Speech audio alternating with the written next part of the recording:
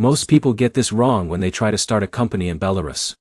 They assume it is just paperwork, a quick registration, and a bank account.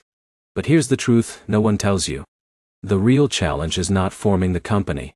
It is choosing the right structure, tax system, and compliance path from day one.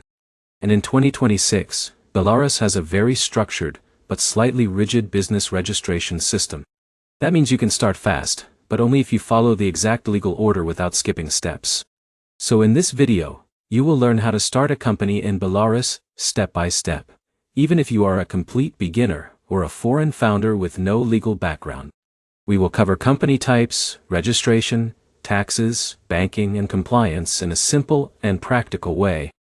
And stay with me, because in a minute, I'll show you the most commonly used company structure foreign entrepreneurs choose in Belarus to reduce taxes and simplify paperwork. Now let's start from the very beginning. The first thing you need to understand is that in Belarus, the most common company structure is called a limited liability company, or LLC. In Belarusian and Russian usage, it is often referred to as UL. This is the standard choice for startups, service businesses, import-export companies, and tech founders. Here's why most people choose it. It offers limited liability, meaning your personal assets are protected. It also allows full foreign ownership in most cases. And it is flexible enough for both small and growing companies. But here's where it gets interesting. Even though the structure is simple, the registration process is strict and sequential. You cannot skip steps or submit incomplete documentation. So let's walk through the process step by step. The first step is choosing your company name and checking availability. This might sound simple, but many people make mistakes here. In Belarus, your company name must be unique and compliant with state naming rules. You cannot use restricted government-related terms or duplicate existing business names. For example, imagine Alex, a freelance developer from India, wants to start a software company in Minsk. He wants to call it Alex Digital Solutions, LLC. Before anything else, he must verify that this name is not already registered. Now here's the problem most beginners face. They assume English names are automatically acceptable. But Belarus registers official names in Cyrillic, and transliteration rules matter. So your name must be carefully checked in both formats. Once your name is confirmed, the next step is selecting your legal address. Every company in Belarus must have a registered legal address. This is mandatory for government communication and official correspondence. Now, here's where it gets interesting. You do not always need a physical office. Many founders use legal address services provided by business centers. This is especially useful for foreign entrepreneurs who are not living in Belarus full-time. But be careful. The address must be legitimate and verifiable. If the authorities find it invalid, your registration can be rejected or later suspended. Next comes preparing your charter document. This is one of the most important legal documents in your entire company's setup. The charter defines ownership structure, business activities, management rules, and decision-making authority. Let's simplify it. If Alex is the only founder, the charter states he owns 100% of the company and is the director. If there are multiple founders, like Alex and John, the charter defines ownership percentages and voting rights. Now, here's a mistake many beginners make. They use generic online templates without adapting them to Belarusian law. This can cause serious issues later, especially when opening a bank account or applying for tax registration. So the charter must be properly drafted and compliant with local legal requirements. Now let's move to the registration process itself. In Belarus, company registration is done through the local executive committee or registration authority, depending on the region. The process is relatively structured, but document accuracy is critical. If everything is correct, registration can take anywhere from 1 to 5 working days. But here's the problem. Even a small mistake in documentation can delay the process significantly. So attention to detail is essential. To register your company, you typically need your application form, charter document, proof of legal address, passport copy for founders, and registration fee payment confirmation. If you are a foreigner, additional notarization or apostille may be required depending on your country of origin.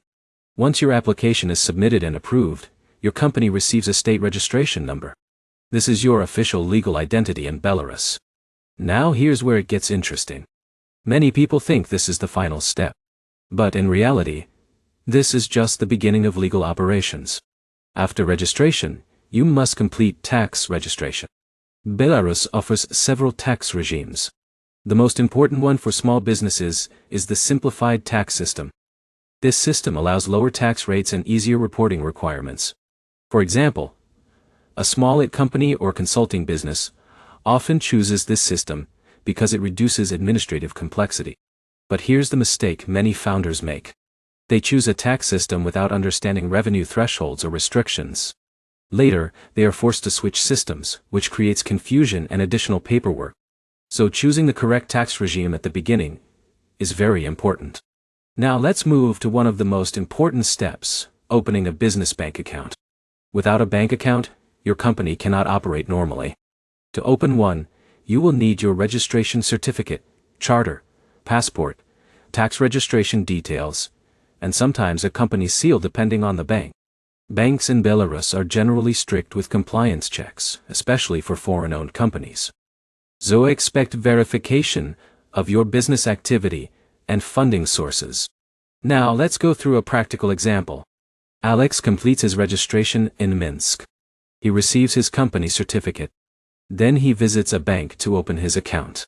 The bank officer asks about his business model, expected clients, and transaction flow. If everything is clear and compliant, his account is approved. Now Alex can legally receive payments and operate his company. But here's where most people fail. They think the process ends after banking. In reality, ongoing compliance is critical. Let's talk about accounting and reporting. Every company in Belarus must maintain proper accounting records. Depending on your tax system, you may need monthly, quarterly, or annual reporting. If you ignore this, you can face penalties or restrictions on your business operations. Now in a minute, I'll show you the easiest way most foreign founders handle accounting without hiring a full-time employee. Most small companies in Belarus use outsourced accounting services. This means a professional accountant handles tax filings, financial reporting, and compliance updates for you. This is cost-effective and reduces risk significantly. Now let's talk about hiring employees. If you plan to grow your company, you may hire local employees or contractors. But here's the important part. Belarus has strict labor regulations. Employment contracts, social contributions, and salary reporting must be handled correctly. So if you hire someone like John as a developer, you must formalize the contract properly and register employment obligations. Now let's discuss industry licensing. Not every business requires a license. But sectors like finance, education, healthcare, and certain import-export activities may require special permits. So before launching, always check if your business activity is regulated. Now here's a common mistake. People register first, then discover they need a license. This creates delays and extra costs. So planning ahead is critical. Now let's talk about foreign ownership. One of the advantages of Belarus is that foreigners can generally fully own companies without needing a local partner. However, document legalization and notarization requirements are important for foreign founders. This is where many international entrepreneurs underestimate the process. They assume it is fully digital, but legal verification still plays a big role. Now let's bring everything together into a simple step-by-step flow. First, choose your company type, usually an LLC or UO. Second, select and verify your company name. Third, secure a legal address. Fourth, prepare your charter document. Fifth, submit registration to the state authority. Sixth, receive your registration certificate. Seventh, complete tax registration. Eighth, open your business bank account. Ninth, set up accounting and compliance systems. Once this is done, your company is fully operational and legally active in Belarus. Now here is the final insight most people miss. Starting the company is easy compared to maintaining it. Long-term success depends on compliance, proper tax management, and financial discipline. Many businesses fail not during setup, but during their first year of operation, due to avoidable mistakes. So, always think beyond registration. Think about sustainability. To summarize everything, starting a company in Belarus in 2026 involves choosing the right structure, registering legally, completing tax registration, opening a bank account, and maintaining compliance through proper accounting. The process is structured and efficient, but only if followed carefully step by step. And now you understand the system better than most beginners because you see both the process and the common mistakes. If you found this guide helpful, make sure to like the video, leave a comment if you want a breakdown for a specific business type, and subscribe for more complete international company formation guides.